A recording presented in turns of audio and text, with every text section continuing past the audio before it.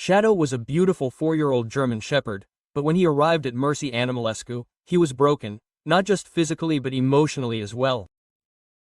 For 23 whole days, he didn't move from the corner of Kennel 18. No one could come within 6 feet of him. He wouldn't eat when anyone was watching. He wouldn't even lift his head. It was as if he had completely withdrawn into himself.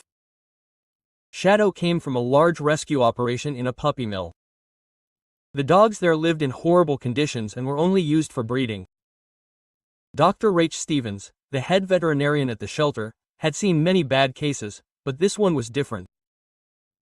He's not just scared, she told her team during their weekly trauma meeting. Shadow had completely shut down. He had built such high walls in his head that he didn't even realize we were trying to help him. His body reflected that. His coat was dull and full of knots. Enben told her of past abuse. One ear was damaged, probably from being beaten too often. One of his paws had been injured at one point but never treated. But what hurt the most was his silence. He wouldn't look at anyone, didn't move at all during the day, didn't react to food, noises, or other dogs. He wasn't aggressive, he had simply given up. Maria Santos, a trauma recovery expert, had been watching him closely. He practically pressed himself against the wall as if he wanted to disappear, she said quietly. He's not afraid, he's simply lost all hope. The team had tried everything. Soft music, favorite treats, aromatherapy, even friendly dogs to keep him company. But Shadow didn't respond to any of it. He sat frozen in the same spot, staring at the wall. We're running out of options, Dr. Stevens admitted during a difficult conversation with the shelter's management. He needs more help than we can give him. If we don't get to him soon, we may not have a choice. No one said it out loud, but everyone knew what she meant. Shadow was on the verge of being considered a lost cause, a dog so deeply wounded that he would never recover. And the shelter didn't have the resources to keep dogs that had no hope of being adopted forever. But what they didn't know, what no one could have predicted, was that Shadow's life was about to change. In just 48 hours, someone special would walk through the door. Someone who had experienced trauma not just from books, but firsthand. On a quiet Thursday morning, Dr. Emily Chan arrived at Mercy Animalescu. She had just the experience Shadow needed. At 34, Emily was both a veterinarian and a trauma therapist. She had spent the last 8 years helping both people and animals heal from PTSD.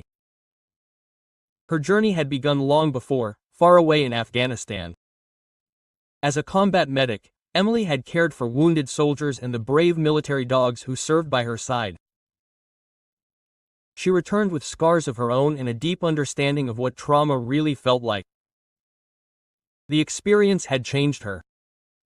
She realized that normal methods of animal therapy often didn't work for severely traumatized animals because they didn't reach the pain inside. And that was exactly what Shadow needed. Most people thought that training a dog meant giving it treats, playing with it, or motivating it with toys. But Emily Chan saw it differently. Traumatized dogs aren't interested in treats, she gently explained to Dr. Stevens. They don't want to play, they've tuned all that out. What they need isn't training, it's healing. Before she did anything, Emily made an unusual request. She didn't go directly to Shadow's kennel. Instead, she simply sat at a distance and watched. She watched him for hours. She noticed things that no one else had noticed before. The way his breathing changed when certain staff members walked by. The way his ears moved when he heard a man's voice versus a woman's, and most importantly, the tiny moments when he didn't seem so scared. Moments when his intelligence shone through the fear. Shadow isn't frozen, Emily said later. He's stuck in flight or fight mode, but he chose flight so long ago that he's lost himself in it. Her plan wasn't to get Shadow out of his corner, but to make this corner the safest place in the world. She had the staff make small changes to his kennel. Soft blankets, quiet. A small barrier on 3 sides so he could feel completely hidden and safe. "We're not forcing him out," Emily said.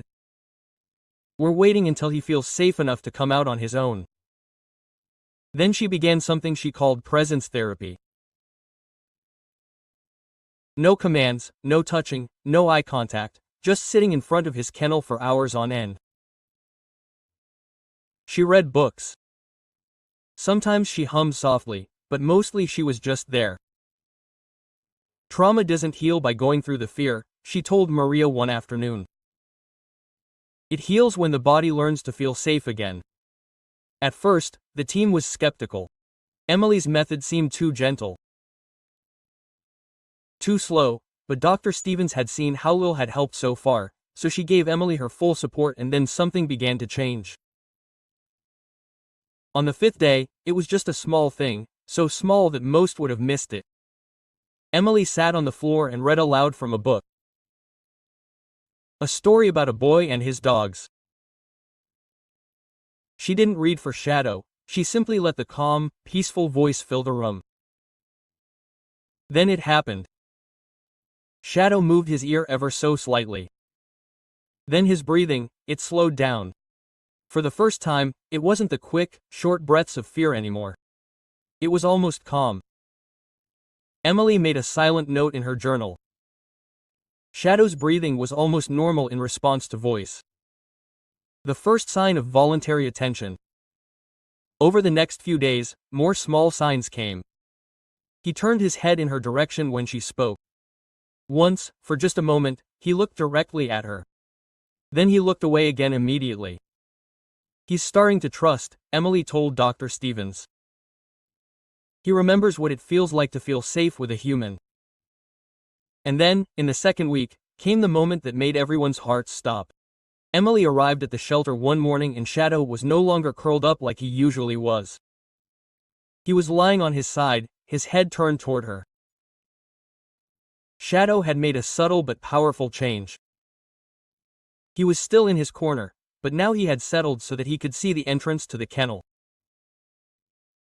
He still felt safe, but he was allowing himself to perceive the world again. "This is huge," Maria said quietly, watching from across the room. "He's still protecting himself, but now he's curious. This is the first real sign of healing." For Emily, it was a soft green light. It was time to try something new. Instead of sitting out of his line of sight, she now sat where he could see her clearly, not directly in front of him, but close enough so that he could observe her face, her movements, and her calmness. Then she began reading again and Shadow raised his head. For the first time since he had arrived, he didn't flinch, didn't hide, just calmly observing. His body was relaxed, no longer rigid with fear. He stayed in his corner. Yes, but now he was present. "He's beginning to believe," Emily wrote in her diary that evening. "Not quite yet, not completely. But he wonders if maybe some people don't bring pain after all. And that's a start." But the biggest breakthrough was yet to come. On the 10th day, something happened that no one had expected, something that left the entire team speechless. Emily was reading the emotional final chapter of Word Ferris. A moment of loss, in which the boy said goodbye to his beloved dogs. Emily's voice softened, you could hear the emotions in every line. And that's when it happened. Shadow began to whimper. Softly, gently, almost as if he didn't even notice it himself, but he felt the story. "He's not just listening," Emily whispered with wide eyes. "He empathizes." Maria and Dr. Stevens were there too. They were watching everything up close. As Emily read the lines about grief and love, Shadow made another small noise and this time he moved forward a little in his corner. Just a few inches, but it felt like a mile. "He doesn't just react to noises," Dr. Stevens said incredulously. "He's responding to the story. He understands what's happening." To be sure, Emily tried something different the next day. A happy children's book, light, playful, full of joy. Shadow's reaction was immediate. He stopped whimpering. His body language softened, and for the first time ever, his tail moved. Just a little wag, but it was real. He knows the difference, Emily said, both thrilled and deeply moved. He processes emotional content. He connects. That changed everything. Shadow wasn't just a traumatized dog. He was a deeply intelligent, emotionally aware soul who had once had a strong bond with a human. A bond that was taken from him. He was loved, Emily said quietly one day, trained, socialized. Someone gave this dog their heart, and when he lost that person, he lost his whole world. From that moment on, Emily changed her goal. It was no longer just about healing the trauma, it was about reawakening something in Shadow. She brought poetry. Soft classical music, audiobooks about kindness, nature, stories about healing, and Shadow responded. He had preferences. He understood. And everyone who saw that felt something blossom within them. We're not just taking care of a broken dog here, Emily told the team. We're witnessing the return of an extraordinary soul, one who hasn't given up. One who just needs someone to believe in her again. Emily had always believed that Shadow's strength was still there, hidden, buried deep beneath fear and pain. We just have to help him remember who he used to be, she often said. And then, in the third week of therapy, everything changed. It wasn't a scheduled session. It happened early in the morning during a storm. A violent thunderstorm had passed through the shelter during the night, shaking the windows and filling the hallways with loud thunder.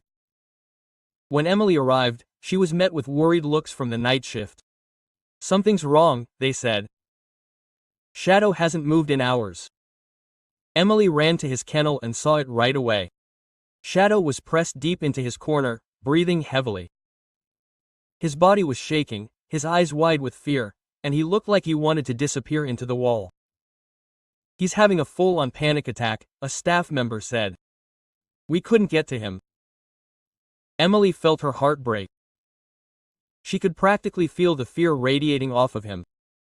And without hesitation, she made a decision. I want to go in with him, she said. Dr. Stevens looked worried. Emily, this could be risky. He's in a vulnerable state. This is his safe place. But Emily shook her head gently. He is not aggressive. He is simply afraid. And sometimes, when someone is drowning in fear, all they need is not distance, but someone who is willing to jump in with them. With quiet confidence, Emily stepped into the kennel.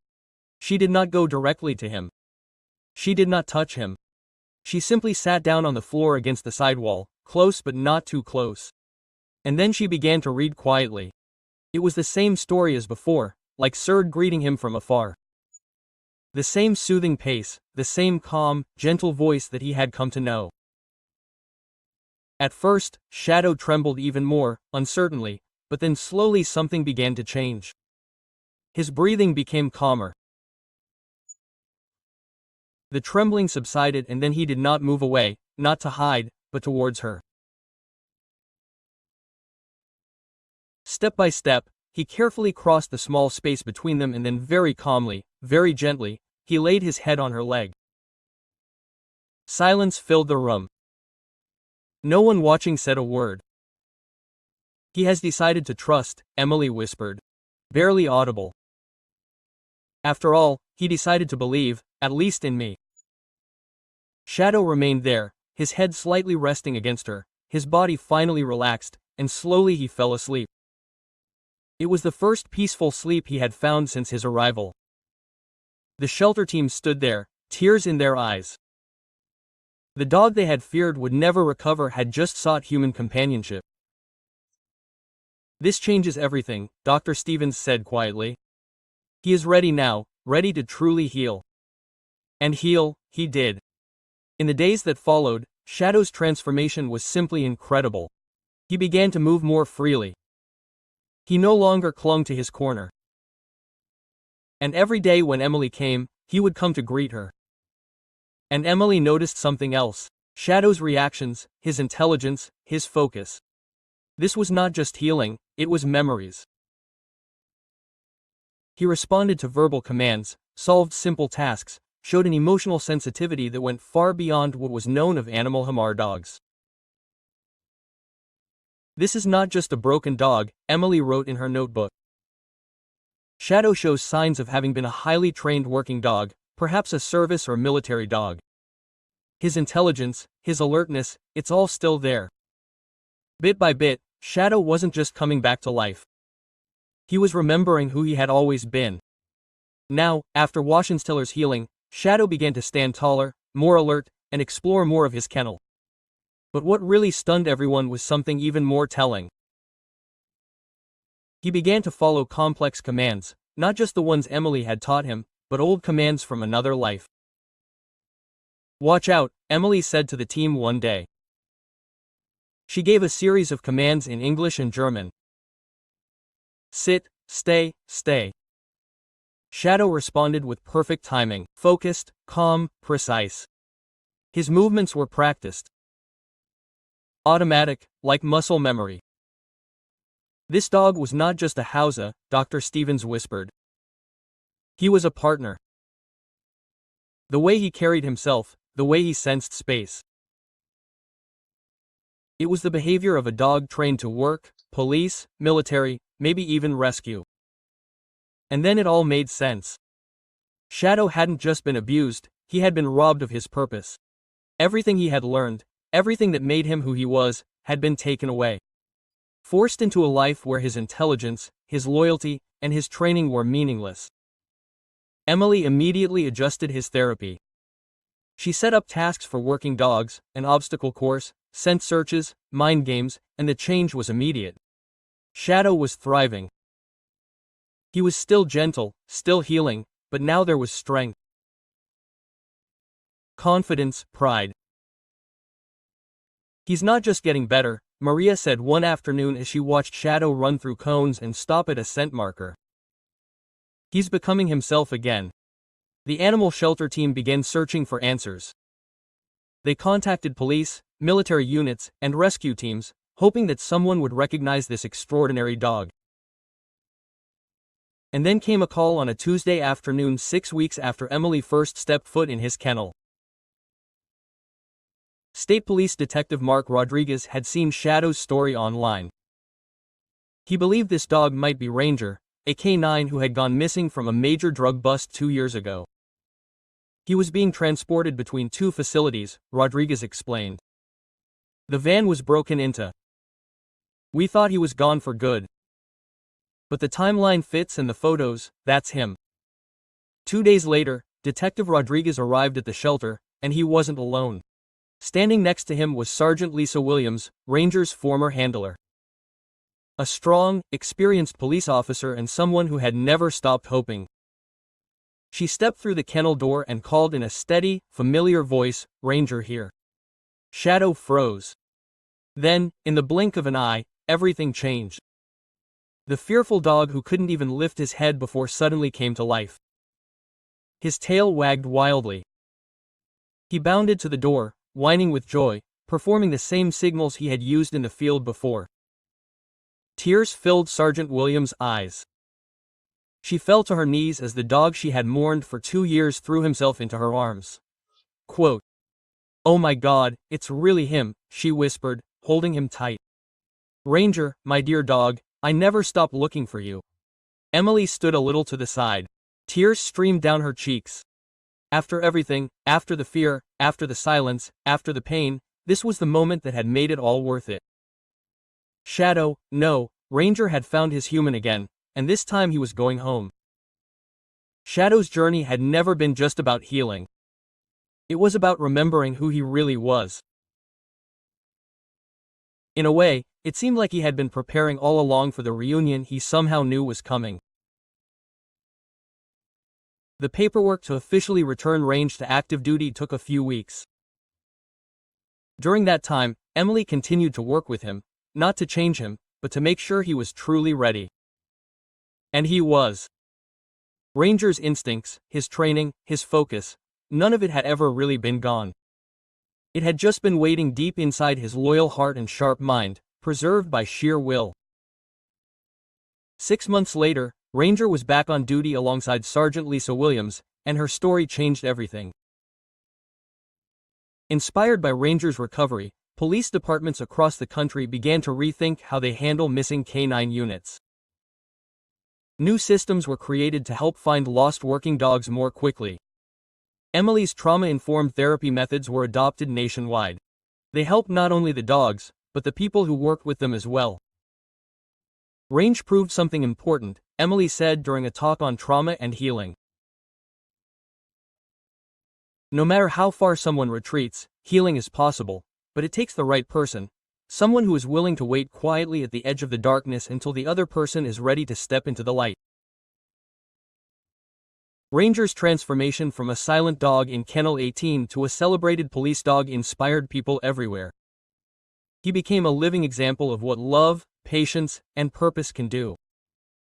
But the impact didn't stop there. Dr. Emilin founded the Shadow Foundation, named after the courageous soul who started it all. The foundation provides specialized trauma therapy for shelter animals and trains staff to work with deeply wounded dogs. Since then, over 300 animals who were once considered unadoptable have found healing and homes. Ranger's legacy has also transformed veterinary education. Emily's methods, a blend of medical care and emotional healing, are now a staple of animal behavior programs at colleges across the country. And in law enforcement, the newfound awareness has ensured that many more lost canine dogs have been reclaimed and others have not fallen into the wrong hands in the first place. As for Sergeant Williams and Ranger, they still work side by side. Today, Ranger is one of the most successful drug detection dogs in state history, but more than that, he is a symbol of resilience, loyalty, and a love that never gives up. Emily often says that Range taught her as much as she taught him. He reminded me, she says, that healing doesn't happen when we force it. Healing happens when we create enough safety for it to come naturally. Range never forgot who he was. He just needed someone to show him that it was safe to be that dog again. If Ranger's story touched you, remember this.